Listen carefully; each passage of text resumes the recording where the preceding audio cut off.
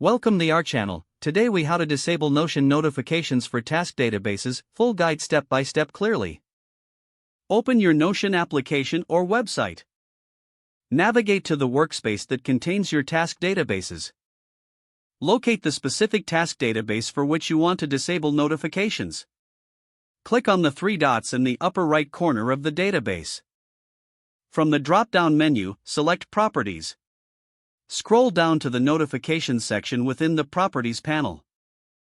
Here, you will see different notification options for your database. To disable notifications altogether, toggle off the option that says Notify All Members. If you prefer to customize notifications, consider adjusting the settings instead of turning them off entirely. Next, go to the settings of individual tasks within the database if needed. Click on a task to open its detailed view. In the task details, look for any individual notification settings. These may include reminders or due date notifications. Disable any that you do not wish to receive. Once you have made the changes, exit the task view.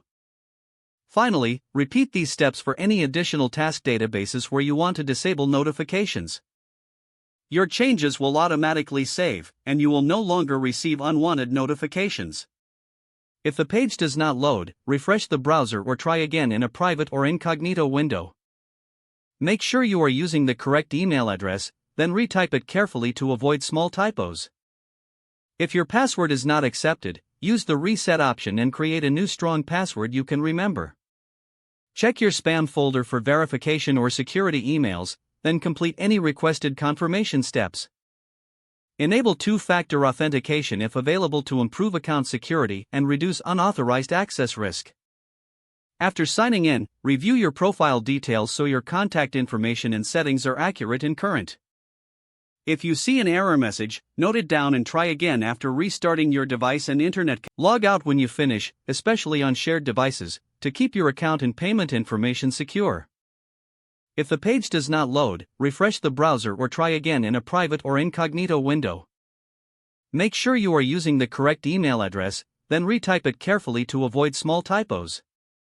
If your password is not accepted, use the reset option and create a new strong password you can remember. Check your spam folder for verification or security emails, then complete any requested confirmation steps. Enable two-factor authentication if available to improve account security and reduce unauthorized access risk. Don't forget to like this video and subscribe to our channel for more step-by-step tech guides.